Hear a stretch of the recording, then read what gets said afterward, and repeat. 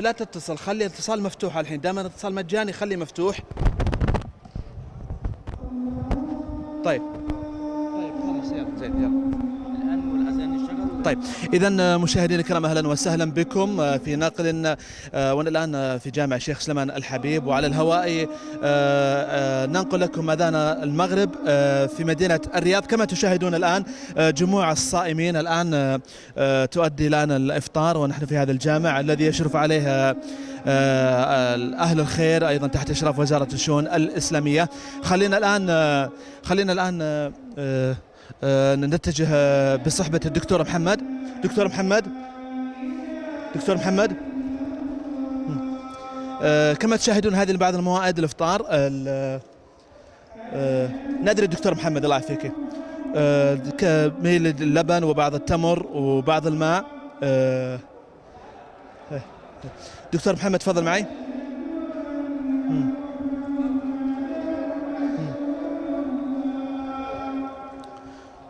دكتور محمد، كيف ترى المشاعر الرمضانية ونحن لا متوجهون للإفطار، وخاصة الآن ويؤذن المغرب؟ بسم الله. تفضل معي دكتور.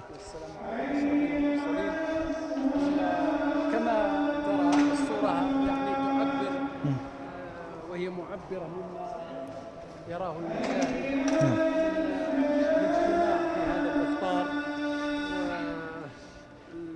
دكتور والتقارب فيما بينهم. نعم ولذلك نعم تفضل واصل دكتور. ولذلك يعني هذا مما يبعث على الإخاء والمحبة فيما بين الناس. نعم. حينما يجتمعون على مائدة واحدة، كبيرهم وصغيرهم، نعم ومرؤوسهم ورئيسهم، نعم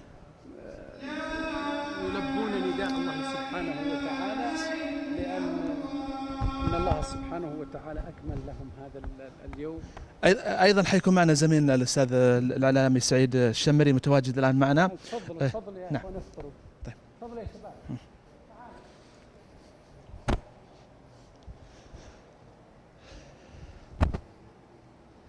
تفضل يا شباب، تفضلوا الفطور. تفضل بسم الله. استريح يا دكتور، استريح يا دكتور.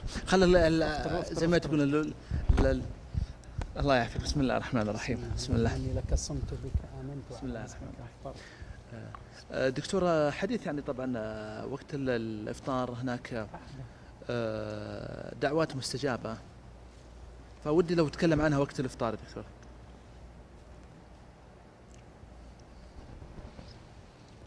المسلم له دعوة مستجابة يا دكتور وقت الإفطار؟ أنا بس الله يعافيك في هذا الوقت وقبله، قبل الأذان، هو مظنة إجابة الدعاء. نعم. لأن للصائم دعوة مستجابة عند فطره. نعم. عند فطره، وهي فرصة بأن الإنسان يدعو بما في قلبه. نعم. من حاجاته وهمومه ومشاكله. وكذلك إذا أفطر فرحة. للصائم فرحتان، فرحة عند فطره وفرحة عند لقاء ربه. نعم. الآن انظر إلى المشاعر بعد الإفطار، تجد الابتسامات والذي يضحك والذي يعني يعبر مما شاء ويرتاح ويحمد الله أن الله أتم عليه هذا اليوم. هذه فرحة عظيمة. نعم. وهذا الذي يريده الله سبحانه وتعالى. يعني هذا أجر عظيم يا دكتور فيها. أجر عظيم عند نعم. الله سبحانه. أخوي سعيد أهلا وسهلا بك. أهلا فيك أخوي خالد. تقبل الله منا منك الصيام والقيام وصالح الأعمال. الجميع إن شاء الله. كيف ترى المواسم هذه الإفطار وخاصة مواسم الخير، وأيضا كوننا إعلاميين في هذا الشهر قلمنا سيال في خدمة الدين؟ والله أول شيء بسم الله الرحمن الرحيم، لا شك أن شهر رمضان من المواسم العظيمة التي يتحراها المسلمين عامة. لله الحمد، قامت في هذه البلاد العديد من الجوامع على إقامة تفطير للصائمين من الجاليات العاملة في هذا في المملكة العربية السعودية. طبعا بلا شك واجبنا كإعلاميين، ونحن مقصرين في هذا الجانب نوعا ما، تغطية مثل هذه الخيم الرمضانية أو ساحات الإفطار التي تقام في الجوامع. وإن كان الأفضل أن نشاركهم كمسلمين نفس الدين لله الحمد، أن نشاركهم لحظات الإفطار حتى نشعرهم بوقوفنا معهم في هذا الشهر الفضيل. نعم. دكتور محمد، لا تتفق معي أن الجانب الإعلامي يجب أن يجتمع مع الجانب الشرعي والديني في تبيين المواسم الخير، وخاصة في بلاد الخير. نحن الآن في المملكة العربية السعودية ما نراه الآن ما شاء الله من الإفطار ومرانا في هذه الجوامع، بل أن دول أخرى لا نرى فيها مثل هذه المواسم الخيرة. هو أصلا من الذي ينشر الجانب الشرعي؟ نعم. إلا الإعلامي. ولولا الإعلامي ما انتشر الجانب الشرعي. إذا تحملون الأخ سعيد مسؤولية. لا هي مسؤولية، هو تقصير. أنا قلت في البداية الجانب الإعلامي مقصر في هذه الناحية. فعلا نحن مقصرين. أنا يعني أعتبر أن الإعلام مقصر في توعية ونشر ثقافات إفطار الصائمين مثل ما تفضل الدكتور محمد. جميل. أنا بعد ما شاء الله شايف أن مجموعة الأطفال ما شاء الله اليوم صايمين وعلى فكرة ما شاء الله تبارك عبد المجيد ترى على فكرة أخوي هو ما شاء الله. نعم يا أصغر إخواني عبد المجيد. عبد المجيد شلون شفت اليوم الصيام والحر ولا؟ حر اليوم، بس إنه يعني في أجر عظيم صح؟ إيه. طيب وش بتقول للصغارين وأنت ما شاء الله يعني تطلع وتقدم برامج، كيف بتقول لهم في صيام شهر رمضان المبارك؟ وش تقول لهم؟ كل عام وأنتم بخير. وصوم رمضان؟ صوم رمضان. طيب لهم أجر يعني؟ إيه. نعم جميل. خلينا نشوف نواف ابن الشيخ الحفيد. نواف تعال جنبي هنا. تعال يا ابوي تعال. ها؟ طيب نواف صايم اليوم ولا صايم للظهر؟ لا صايم. ايه يصيمون ايه. ما شاء الله. كلهم ما شاء الله. نواف كيف تشوف الصيام يعني وانت لا ما شاء الله في بداية عمرك، يعني صعب ولا سهل؟ صعب. أكيد ملزوم اليوم على الصيام. ليش حر؟ ما في موية ولا في شيء يعني، ولا في رز ولا فيه الظهر؟ ما في شيء صح؟ لا ما شاء الله حافظ إلى الانشقاق ما شاء الله. طيب يسمعنا بس جزء من تسمعنا شوية نواف، تعطينا آيتين كذا تسمعها لنا. ايه ما شاء الله. لا فوز. اقرأ لنا شيء بسيط. يلا ها. حيه. طيب ما نقدر نقول شيء بس لكن هو حر. جميل ما نقدر نقول شيء لكن نعطيه العافية وبيض الله وجهه. وانا اهم شيء بس المشاهدين هذه عمته هذه. نعم ما شاء الله. هذه البنية. ما شاء الله. طيب ما شاء الله صايم اليوم. ما شاء الله صايم اليوم. ما شاء الله. كلهم يصومون. طيب جميل. وش بتقولين للصغارين وهم صايمين؟ ان الصيام زين. ها قولي لهم مخرج الصيام زين. قولي. حلو ممتاز ما شاء الله. وايضا ما شاء الله صايم اليوم. ما شاء الله تبارك الله. طيب خلنا تسمعنا يا شيخ شيء من التلاوة. وش تسمعين لنا؟ قراءة. وش تقرين؟ الحمد لله. يلا سمي الله. الحمد لله. بسم الله وارفعي صوتك. الحمد لله. ارفعي صوتك. الحمد لله رب العالمين. ارفعي صوتك. ارفعي صوتك. طيب اذا نعود نجبرها لكن الو هذا ولد المؤذن. يلا جاهزين. يلا مباشر الحين. يلا مع الشيخ. لا يلا اهلا وسهلا بكم مشاهدينا الكرام، ونحن في جامع الشيخ سليمان الحبيب وعلى الهواء مباشرة كما ترون موائد الإفطار. نحن الآن بصحبة فضيلة الشيخ الدكتور محمد المشوح وعلى الهواء مباشرة من جامع الشيخ سليمان الحبيب بمدينة الرياض، ونعتذر عن التأخير قليلا. وأيضا رحب بزميلي الأستاذ سعيد الشمري الصحفي المعروف. شيخ الدكتور محمد كيف ترى هذه الموائد الخيرة؟ وأنا ودي لو نكون ناخذ بجولة عند تفضل معنا. نعم. يعني طيب خلينا ناخذ الآن احنا على الهواء الآن يا دكتور. ناخذ الآن أخوي ابو مشاهد تفضل معنا. ونعتذر مشاهدينا الكرام على التأخير الحاصل الخارج عن الإرادة. دكتور محمد تفضل جنبي. تعال دكتور محمد. كيف ترى هذه الموائد الخيرة وهذه المواد اللي كما شاهدنا الآن اللي يتبرعون في أهل الخير وهذا الشهر الكريم؟ الآن من المشاهدين بيشوفون الآن موائد الخير ما بين ما شاء الله التمور والرز والخيرات ربي في هذا الشهر الكريم. الحمد لله هذا من فضل الله، والله سبحانه وتعالى كريم في هذا الشهر الكريم. ولذلك تجد كثير من المحسنين في هذا الشهر العظيم تنفتح قلوبهم لفعل الخيرات أكثر من غيره. نعم. وهو شهر الإحسان. نعم. والإنسان حينما تنكسر نفسه عن شهوة الطعام يلتفت إلى إخوانه من الضعفاء والمساكين. نعم. والآن كما ترى ما شاء الله هؤلاء. أنا ودي تشوف الآن الكاميرا ما شاء الله موائد الخير. طبعا احنا تأخرنا قليلا لكن كما نعم كما نشاهد ما شاء الله هذه الوجبات. دكتور محمد، من يتكفل بهذه الوجبات الرز ولا؟ كثير من المحسنين ولله الحمد. نعم. وكذلك صاحب المسجد الذي بناه ما شاء الله جزاه الله خيرا، أبناؤه قائمين عليه ما شاء الله. رحمة الله على صاحب المسجد سليمان. آمين. وأبناؤه ما شاء الله يعني لهم فضل بعد الله سبحانه وتعالى في صيانة المسجد أو في الإفطار أو نعم. في جميع ما يلزم المسجد. نعم. وكل سنة جزاهم نعم. الله خير. يعني لهم جهود جبارة. نعم. فيها. أخوي الله يجعلها في موزن حسنات. أخوي الإعلامي سعيد الشمري، الإعلام قد يكون أنه لم يعطي حق هذه الأعمال الخيرة حقها الوافر، ونحن الآن على الهواء مباشر في أحد الجوامع.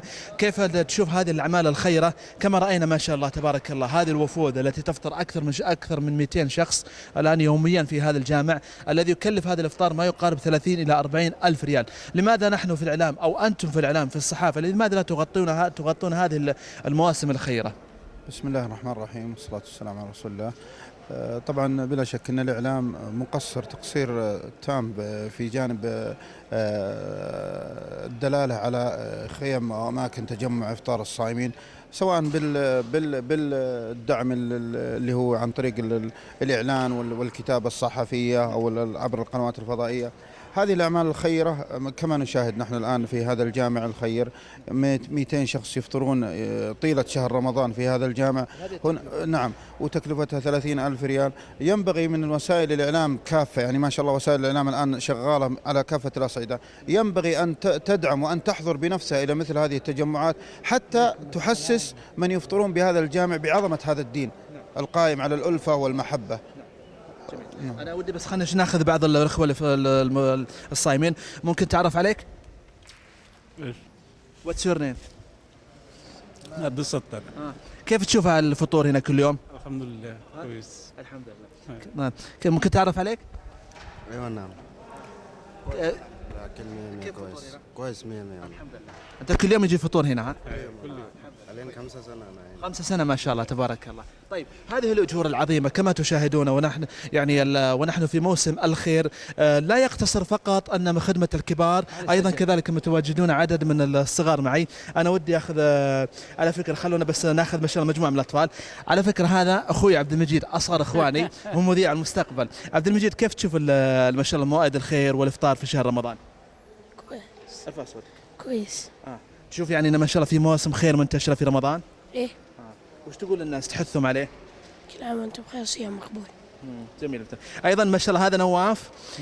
نواف المشوح ابن فضيله الشيخ، يعني جده فضيله الشيخ الدكتور محمد. نواف، كيف تشوف الان الصيام وفي رمضان انت صايم معنا السنه هذه؟ ايه حر ولا مو بحر؟ بس ما يعني صايم كل النهار ولا شوي رحت الثلاجه وفتحت صايم كل النهار. ما شاء الله تبارك الله. اهم شيء تذكرون الله عليهم، وما شاء الله تبارك الله اطفال ما شاء الله لم يبلغوا 6 سنوات وهم صايمين النهار رغم شده الحراره في مدينه الرياض. ايضا ما شاء الله معي مجموعه من بنات الشيخ، خلينا نتعرف عليهم. إيناس وسجا. إيناس، كيف حالك؟ الحمد لله. وسجا صح؟ طيب صايمات ولا ما صمتوا؟ أنا صايمة. وانت ما شاء الله؟ إيه. صايم. هذه ما صامت. اوه طلعت الفضايح. طلعت الفضايح. يا ولدي نواف امشي شوي، ترى هذه عمتك ما نقدر نقول شيء. طيب دكتور، رايك يعني في تعويد الابناء والاطفال في مساله تعويدهم على الصيام؟ هو منهج السلف الصالح رضي الله عنهم، كانوا يعودون أبنائهم على الصيام. وإذا طلبوا الماء أو طلبوا الأكل يلهونهم بالعهن كان. نعم. من أجل أن يقضون عليهم الوقت. فبالتالي ينشأ الطفل على هذا التحمل والصبر. نعم. ولذلك يقول الشاعر: وينشأ ناشئ الفتيان فينا على ما كان عوده أبوه. نعم. أنا ودي أخذ اللقطة. شوف الآن كيف الآن ما شاء الله بعد الإفطار يرجع المسجد تماما نظيف. تعليقك أخوي سعيد؟ والله زي ما قلت لك أخوي خالد في البداية، جهود عظيمة وجبارة تشكر عليها إدارة هذا الجامع المبارك، بداية من إقامة إفطار الصائمين وانتهاء كما تشاهد بالتخلص من الفطرات بأسرع وقت ممكن استعدادا لصلاة المغرب. طيب هذه لا الآن حاطينها هذه اللي هي المظلة الآن. المظلة هذه. نعم. طيب طيب. حاطينها. نعم. خلونا نشوف معنا نجم التلفزيون السعودي ومذيع قناة الأولى الذي تواجد معنا الآن، الأستاذ سليمان السالم أبو عبد العزيز. هالمرة ما أخطيت، حياك الله أستاذ سليمان. اهلا وسهلا، الله يطول عمرك. طبعا احنا على الهواء مباشر الآن. أي نعم على الهواء مباشر. ما شاء الله تبارك الله. أول شيء قبل نحكي عن أي شيء نقول تقبل الله الصيام من الجميع، ونسأل الله سبحانه وتعالى أن يجعل رمضان هذا الشهر مقبول على الجميع. فاجأتني حقيقة يعني. نعم نحن على الهواء مباشر.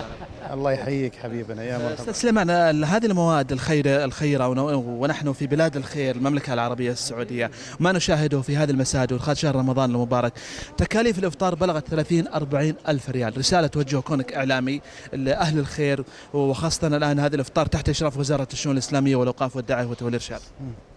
أول شيء حقيقة قبل الإفطار وقبل كل شيء سبحان الله لما نشوف تعال هنا تعال، لما نشوف الأخ هذا ولما نشوف أيضا الأخ الكريم يعني من إخواننا المقيمين والعمالة، هذا هو أكبر حقيقة تجمع يعني الواحد يسعد فيه. وهذا باكستاني وهذا هندي وهذا بنغلاديشي وهذا من جنسيات أخرى، هذول هم إخوان. هذا الهدف الأسمى من الفطور. الحقيقة الإفطار هذا هو فرصة أيضا للمحسنين اللي بادروا في الأعمال الخيرية أيضا بأنه تعطونهم الفرصة أيضا ليقدموا هذه الأشياء طلب الأجر. يعني شكرا لكل صاحب يعني منزل تقدم بكل هذه الأشياء للعمالة، لإخواننا الوافدين. شكرا لكل إمام مسجد أيضا أشرف على هذه الأشياء. الدكتور محمد، أنا الدكتور محمد ما دام أنه موجود معنا أن نقبل رأسه حقيقة على في اليوم المبارك اللي حقيقة احنا في نص الشهر اللي هذا الشهر الكريم أزف. أسأل الله سبحانه وتعالى يتقبل من الجميع، وأن يكون هذا الاجتماع دائما اجتماعا مرحوما والتفرق يكون تفرق معصوما. ما أجمل هذه اللحظات. شكرا لك أخوي خالد، الحقيقة تفاجأتني وعند دخول المسجد، لكن يعني فعلا هذه الموائد هي موائد الخير البركة، خاصة إذا كان زميلنا المصور يشوف كيف يعني فعلا نفذت الجميع، نفذ كل ما في كل ويرجع المكان يعني إلى وضعه الأصلي. هذه هي اللحمة، هذه هي التواجد بين المسلمين. شكرا لك أخوي خالد. احنا في ما دمنا في قناة الأماكن اللي دائما تتواجد في كل ما هو في كل مكان جميل. نسأل الله أن يرزقكم إن شاء الله دائما الرزق الوفير، وفي نفس الوقت تقدموا الرسالة